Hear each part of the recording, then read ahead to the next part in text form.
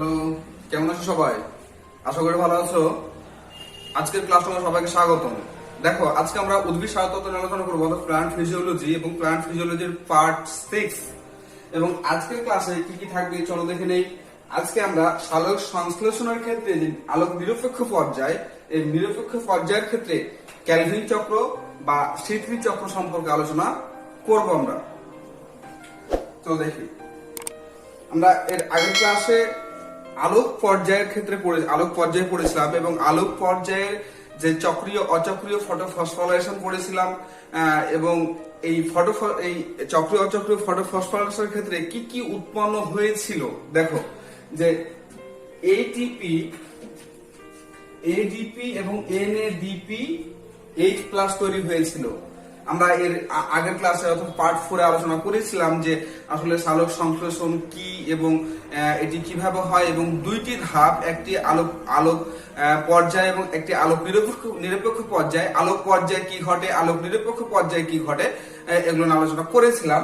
এবং আজকে দেখো আবারও আমি স্মরণ করিয়ে দিই যে আলোক পর্যায়ের উদ্দেশ্য ছিল কি, যে এটিপি এবং NADPH তৈরি করা এবং সেইখানে পানি অংশগ্রহণ করেছিল। এবং আজকে উৎপন্ন এই চক্রীয় অচক্রীয় ফটোফসফোরেশন ক্ষেত্রে উৎপন্ন NADPH এবং ATP গুলোকে কাজে লাগিয়ে আলোক নিরপেক্ষ পর্যায়ে, অর্থাৎ এই ক্ষেত্রে এই ধাপে আলো থাক কিংবা আলো না থাক, এই পর্যায়গুলো ঘটবে যতক্ষণ পর্যন্ত ATP এবং NADPH গুলো সঞ্চিত থাকবে। এবং এইগুলোকে কাজে লাগে কার্বন ডাই অক্সাইড কি তৈরি করবে, গ্লুকোজ তৈরি করবে। কার্বন ডাই অক্সাইড গ্লুকোজ তৈরি করবে এবং এডিপি এবং এনএডিপি কে মুক্ত করে দিবে।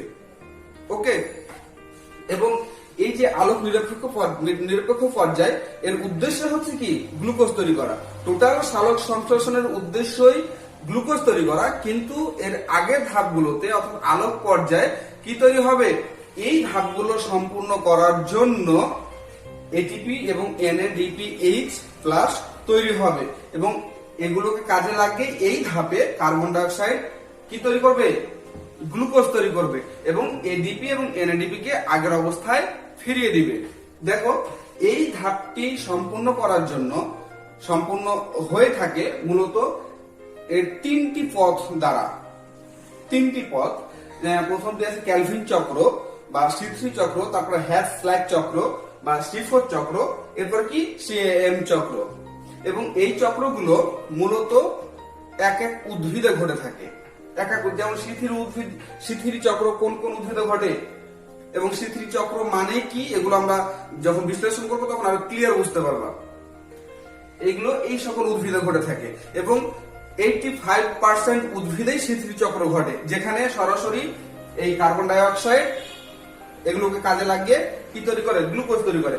কিন্তু এই চক্রগুলোর ক্ষেত্রে, বিশেষ করে হ্যাস-ফ্ল্যাগ চক্রের ক্ষেত্রে এই ক্যালভিন সিথিরি চক্র ঘটবে, হ্যাস-ফ্ল্যাগ চক্রেও কি সিথিরি চক্র ঘটবে, কিন্তু তার আগে কিছু ঘটনা আছে। যখন আমরা এইটা নিয়ে আলোচনা করব তখন আমরা ক্লিয়ার জানতে পারবো। এবার একটা জিনিস আমরা জেনে নেই যে আসলে যে আলোক পর্যায় এবং আলোক নিরপেক্ষ পর্যায় কোন কোন জায়গাগুলোতে ঘটে থাকে একটু দেখো। আমরা দেখে পারলেই হলো যে এটা একটি উদ্ভিদ কোষ, ঠিক আছে। এই উদ্ভিদ কোষে কি থাকবে, অন্যান্য আনুষঙ্গিক কোষীয় অঙ্গাণু ছাড়াও আরেকটা জিনিস থাকবে, যেটা কি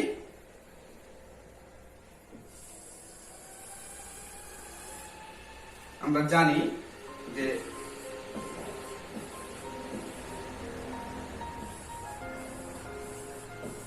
এইরকম, অলরেডি তোমরা বুঝতে পারছো যে আমি কি বোঝাতে চাচ্ছি। এগুলো কি প্লাস্টিড, ক্লোরোপ্লাস্ট।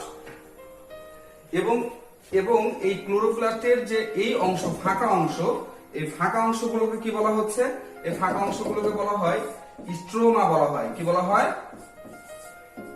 স্ট্রোমা।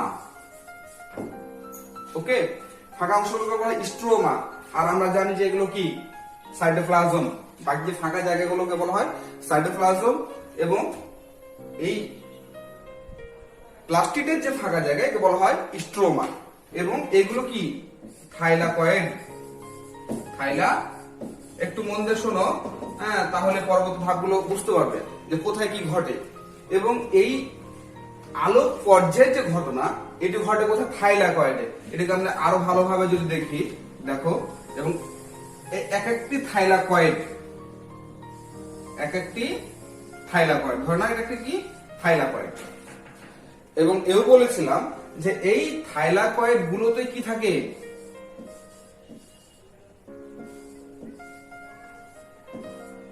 এইরকম প্যাকেজ থাকে, যাকে বলা হয় কি ইলেকট্রন ট্রান্সপোর্ট সিস্টেম।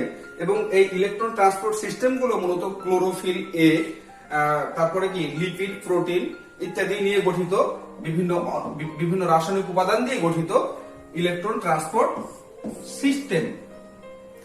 এই ইলেকট্রন ট্রান্সপোর্ট সিস্টেমের মাধ্যমে কি তৈরি হয়? সর্বশেষ তৈরি হয় এটিপি তৈরি হয় এবং NADPH+ তৈরি হয়। এগুলো এই থাইলাকয়েডের মেমব্রেন থেকে বের হয়ে আসবে। বের হয়ে কোথায় আসবে? এই সাইটোপ্লাজমে না, এই সাইটোপ্লাজমে না, আসবে এই স্ট্রোমাতে চলে আসবে। কোথায়? এই স্ট্রোমাতে।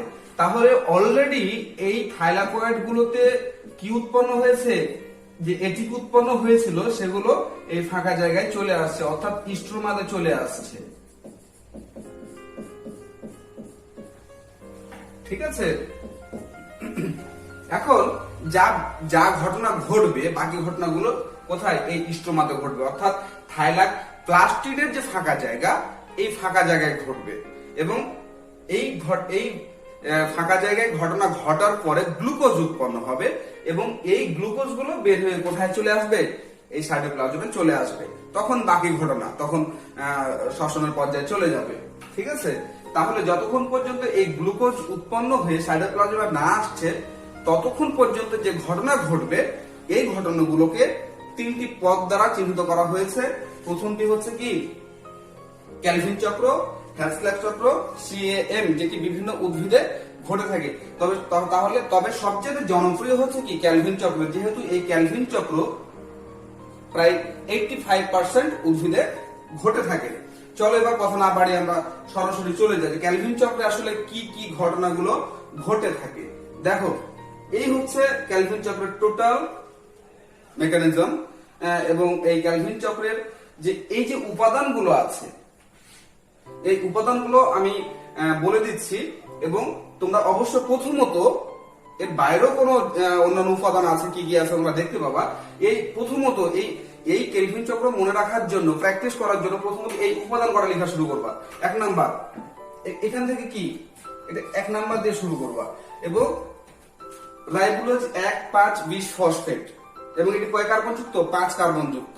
দেখো, তোমরা পরীক্ষার সময় যদি না উল্লেখ করো ব্র্যাকেটে যে কোনটা কয় কার্বন যুক্ত, তাও কোনো প্রবলেম নেই, কিন্তু এই উপাদানগুলোর নাম অবশ্যই উল্লেখ করতে হবে। তাহলে প্রথমত এই খাতায় কি এই উপাদানগুলো লিখে ফেলবা। কিভাবে লিখে ফেলবা? দেখো, এই যে রাইবোলোজ স্টার্ট হচ্ছে কোথায়? এইটা থেকে রাইবোলোজ 1,5 ডাইফসফেট 20 ফসফেট। এই রাইবোলোজ 1,5,20 ফসফেট 5 কার্বন যুক্ত, এগুলো কি পাতায় থাকে, যেমন ADP, NADP এবং অন্যান্য জৈব রাসায়নিক পদার্থগুলো থাকে, ঠিক একই রকম কি এই রাইবোলোজ 1,5 ডাইফসফেটও থাকে। এখন এই রাইবোলোজ 1,5 ডাইফসফেটকে কাজে লাগানো হচ্ছে। তাহলে একটু খেয়াল রাখো, এখানে 4টা জিনিস কাজে লাগবে। কার্বন ডাই অক্সাইড, তারপর কি NADP, ATP, NADPH, ATP এবং রাইবোলোজ 1,5 ডাইফসফেট। শুরুটা করছে কে? Ribulose 1,5 diphosphate. এবং এখানে দেখো যে রাইবোলোজ 1,5 ডাইফসফেটের সাথে কার্বন ডাই অক্সাইড যুক্ত হয়ে তৈরি করছে কি অস্থায়ী কিটো অ্যাসিড। কি তৈরি করে? অস্থায়ী কিটো অ্যাসিড, এবং সেটি কি 6 কার্বন যুক্ত। ঠিক আছে? তাহলে রাইবোলোজ 1,5 ডাইফসফেট কার্বন ডাই অক্সাইডের সাথে বিক্রিয়া করে যুক্ত হয়ে কি তৈরি করছে? অস্থায়ী কিটো অ্যাসিড তৈরি করে। এবার এই অস্থায়ী কিটো অ্যাসিড পানির সাথে যুক্ত হয়ে, পানির সাথে বিক্রিয়া করে তৈরি করছে, দেখো, 3-ফসফোগ্লিসারিক অ্যাসিড। স্থায়ী, এটি স্থায়ী পদার্থ 3-ফসফোগ্লিসারিক অ্যাসিড, যেটি 3 কার্বন যুক্ত। আর এ কারণেই এই চক্রটার নাম, যেহেতু প্রথম স্থায়ী পদার্থ 3-ফসফোগ্লিসারিক অ্যাসিড এবং এটি 3 কার্বন যুক্ত, এ কারণেই একে বলা হয় C3 চক্র। শুধুমাত্র এ কারণে বলা হচ্ছে একে C3 চক্র। আর যেহেতু এই চক্রের প্রবর্তক বিজ্ঞানী মেলভিন কেলভিন, এ কারণে তার নাম অনুসারে, এবং তার সহযোগীরা ছিলেন কিন্তু প্রধান তিনি ছিলেন, এবং তার নাম অনুসারে এই চক্রের নাম হয়েছে কি কেলভিন চক্র। তাহলে কেলভিন চক্র কেন বলা হচ্ছে তাও আমরা জানলাম, এবং C3 চক্র কেন বলা হচ্ছে তাও জানলাম। ওকে, এবার দেখো যে 3-ফসফোগ্লিসারিক অ্যাসিডের সাথে আরো একটি ফসফেট যুক্ত হবে। দেখো একটু মনোযোগ দাও, আরো একটি ফসফেট যুক্ত হবে। তাহলে অচক্রীয় পর্যায়ে যে এটিপি তৈরি হয়েছিল, এবার এই এটিপি গুলো কাজে লাগবে। ওকে, এই এটিপি ভেঙে এডিপি হবে। তাহলে এখানে বোঝা যাচ্ছে যে অ্যাডেনোসাইন ট্রাইফসফেট থেকে অ্যাডেনোসাইন ডাইফসফেট হবে। সুতরাং এখান থেকে একটি ফসফেট কর্তৃত হয়েছে। এই অ্যাক্টিভ ফসফেট গেল কোথায়? এই অ্যাক্টিভ ফসফেট এই ফসফোগ্লিসারিক অ্যাসিডের সাথে যুক্ত হয়ে গেছে। সুতরাং 3-ফসফোগ্লিসারিক অ্যাসিড অর্থাৎ 3 নাম্বার কার্বনে অ্যাক্টিভ ফসফেট আছে।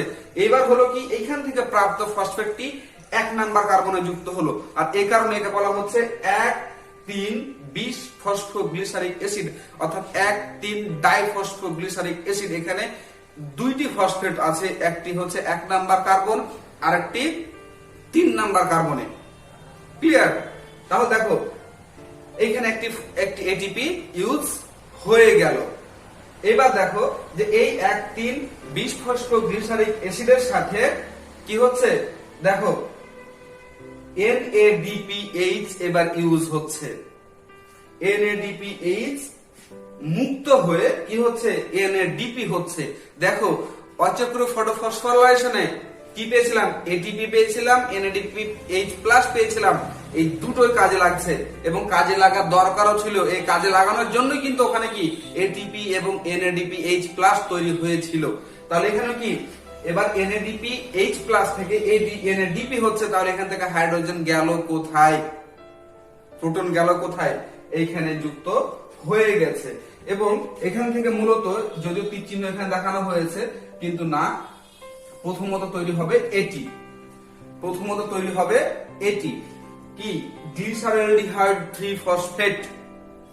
গ্লিসারলডিহাইড 3-ফসফেট 3 কার্বন যুক্ত গ্লিসারলডিহাইড 3-ফসফেট। এবং এটি এক বিশেষ এনজাইমের সাহায্যে, এনজাইমটি কি একটু পরে দেখতে পাবা, এই এনজাইমের সাহায্যে কি হচ্ছে ডাইহাইড্রোক্সি অ্যাসিটোন 3-ফসফেট তৈরি হচ্ছে। এটি একটি উভয়মুখী, এখানে এটা থেকে এটা তৈরি হতে পারে, এটা থেকে এটা তৈরি হতে পারে, এ কারণে উভয়মুখী তীর চিহ্ন দেওয়া আছে। তাহলে 1,3-ডাইফসফোগ্লিসারিক অ্যাসিডের সাথে এখানে কি NADPH+ মুক্ত হয়ে NADP হচ্ছে। এর ফলে কি হচ্ছে গ্লিসারলডিহাইড 3-ফসফেট এবং এখান থেকে ডাইহাইড্রোক্সি অ্যাসিটোন 3-ফসফেট তৈরি হচ্ছে। দুইটা জিনিস তৈরি হলো এখানে, দেখো দুইটা জিনিস। এটা থেকে প্রথমত এটা হচ্ছে, এটা থেকে এটা হচ্ছে। এইবার এই দুইটা মিলে এটা এবং এটা মিলে কি করছে, দেখো ফ্রুক্টোজ 1,6,20-ফসফেট ফ্রুক্টোজ তৈরি করে ফেললো।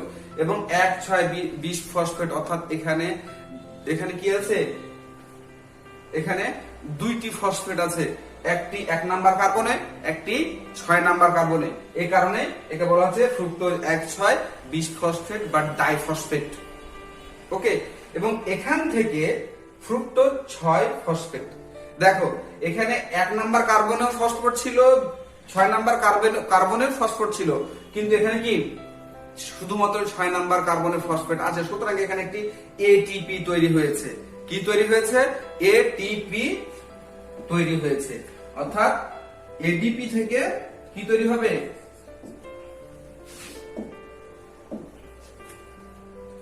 এডিপি থেকে তৈরি হবে এটিপি। এখন বলবা যে এখানে এটিপি ইউজ হলো, এখানে আবার এটিপি উৎপন্ন হলো, ঠিক আছে, এইগুলো ইউজ হওয়ার আরো জায়গা আছে, বুঝতে পারবা।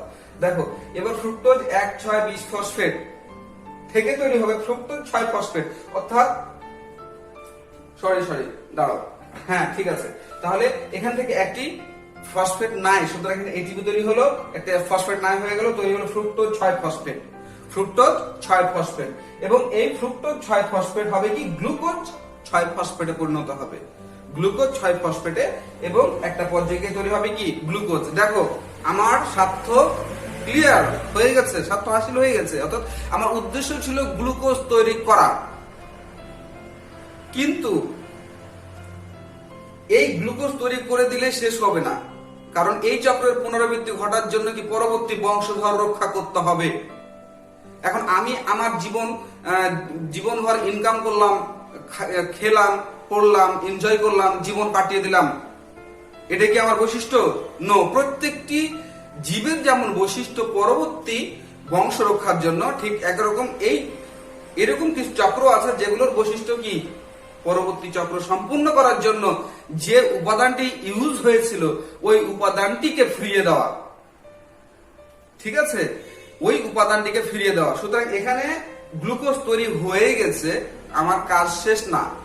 এই গ্লুকোজ তৈরি হওয়ার জন্য যেখান থেকে শুরু হয়েছিল ওইখানে গিয়ে ওই উপাদানটি আবার ফিরিয়ে দিতে হবে। দেখো কি হচ্ছে, তাহলে গ্লুকোজ তৈরি হলো, এবার কি এই গ্লিসারলডিহাইড 3 ফসফেট, আবার একটু পিছনে যাও, এই 3 ফসফোগ্লিসারলডিহাইড এবং ফ্রুক্টোজ 6 ফসফেট মিলে তৈরি হচ্ছে কি ইরিথ্রোজ 6 ফসফেট এবং জাইলুলোজ 5 ফসফেট।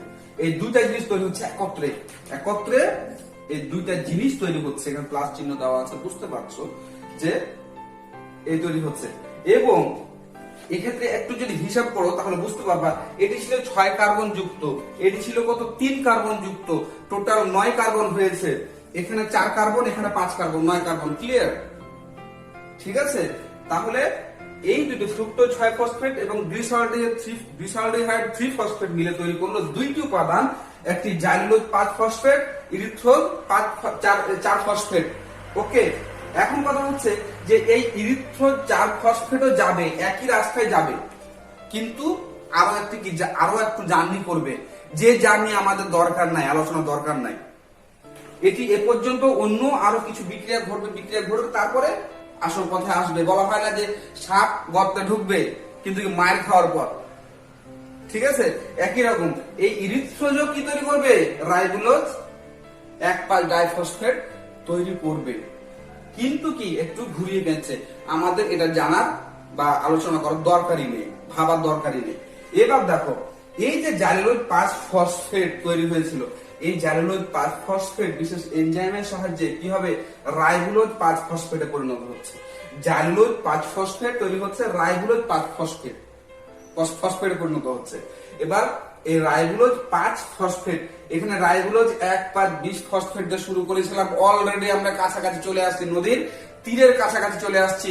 আর একটু দেখো যে রাইবোলোজ 5 ফসফেট, এই রাইবোলোজ 5 ফসফেটের সাথে একটি এটিপি ভাঙবে, ভেঙে কি হবে? এডিপি হবে। সুতরাং এখান থেকে একটি ফসফেট মুক্ত হবে। এই ফসফেটটি ইউজ হবে কোথায়? এখানে। অর্থাৎ রাইবোলোজ 5 ফসফেটের সাথে একটি ফসফেট যুক্ত হলে কি হবে? ডাইফসফেট হবে, এবং সেটি কোন কার্বনে যুক্ত হবে? 1 নাম্বার কার্বনে যুক্ত হবে। এই কারণে বলা হবে তৈরি হবে কি রাইবোলোজ 1,5 ডাইফসফেট বা বিসফসফেট। ক্লিয়ার? তাহলে রাইবোলোজ 1,5 ফসফেট, অর্থাৎ রাইবোলোজের 5 নাম্বার কার্বনে ফসফেটটি যুক্ত ছিল। এবার এই এটিপি ভেঙে এডিপি হলো, এবং যে একটি অজৈব ফসফেট মুক্ত হলো, এই ফসফেট এর সাথে যুক্ত হয়ে তৈরি করবে কত নাম্বার কার্বন যুক্ত হবে? 1 নাম্বার কার্বনে। তৈরি হবে কি রাইবোলোজ 1,5 ডাইফসফেট বা বিসফসফেট। এই তো কাজ। ওকে, কারণ আমরা এই রাইবোলোজ 1,5 ডাইফসফেট দিয়ে শুরু করেছিলাম, আবার তাকে ফিরিয়ে দিলাম, এতক্ষণে একটি ভালো কাজ হলো। ঠিক আছে, তাহলে দেখো যে এই যে উপাদান রাইবোলোজ 1,5 ডাইফসফেট দিয়ে শুরু করেছিলাম, মূলত এখানে প্রধান উপাদানগুলো দেখানো হয়েছে, এবং এটিপি এবং এনএডিপি কোথায় ইউজ হয়েছে, কোথাও ভেঙে তৈরি হয়েছে, এগুলো দেখানো হয়েছে। এটি আগে খাতায় লিখে ফেলো। এরপরে একেবারে সহজ একটা জিনিস, যেখানে কোন এনজাইম গুলো কোথায় ইউজ হয়েছে এটা জানতে হবে জাস্ট, এবং এনজাইম গুলো রিপিট হয়েছে নামগুলো, সুতরাং মুখস্থ করতে সহজ হবে। এবার দেখে নেই কোথায় কোন এনজাইম যুক্ত হয়েছে। এই দেখো রুবিস্কো এনজাইম, যখন রাইবোলোজ 1,5 ডাইফসফেট সাথে কার্বন ডাইঅক্সাইড যুক্ত হয়ে অস্থায়ী কিটো অ্যাসিড তৈরি করেছিল 6 কার্বন যুক্ত, তখন এখানে রুবিস্কো এনজাইম ভূমিকা পালন করেছিল, সাহায্য করেছিল। এই রুবিস্কো এনজাইমকে বলা হয় এই ব্রহ্মাণ্ডের সবচেয়ে গুরুত্বপূর্ণ এনজাইম। এর কারণ হচ্ছে যে এই এনজাইমই জীব ও জড় জগতের মধ্যে কি একটা সম্পর্ক স্থাপন করে, এই যে জড় পদার্থগুলো, এই জড় পদার্থগুলো কে কি করছে, এমন একটা সিস্টেমে ফেলে দিচ্ছে যেগুলো থেকে তৈরি হচ্ছে কি গ্লুকোজ। আর এই গ্লুকোজ খেয়ে কি পুরো জীব জগৎ বেঁচে আছে। উদ্ভিদ গ্লুকোজ ছাড়া বাঁচবে না, কোনো প্রাণীও গ্লুকোজ ছাড়া বাঁচবে না। সুতরাং এই গ্লুকোজ উৎপাদনের জন্য যে শুরুর ধাপটা, এই ধাপটাই কে শুরু করছে, রুবিস্কো এনজাইম। এই কারণে একে বলা হচ্ছে এই প্রকৃতির, এই ব্রহ্মাণ্ডের সবচাইতে গুরুত্বপূর্ণ এনজাইম। যাই হোক, রুবিস্কোর গুণগান গাইলাম, তাহলে এখানে কি রুবিস্কো এনজাইম ইউজ হলো। এরপরে দেখো যে এখানে কোনো এনজাইমের প্রয়োজন নেই, কিন্তু এই 3-ফসফোগ্লিসারিক অ্যাসিড থেকে যখন 1,3 ডাইফসফোগ্লিসারিক অ্যাসিড তৈরি হচ্ছে, তখন এখানে কাইনেজ এনজাইম কাজ করছে। কোন এনজাইম? কাইনেজ।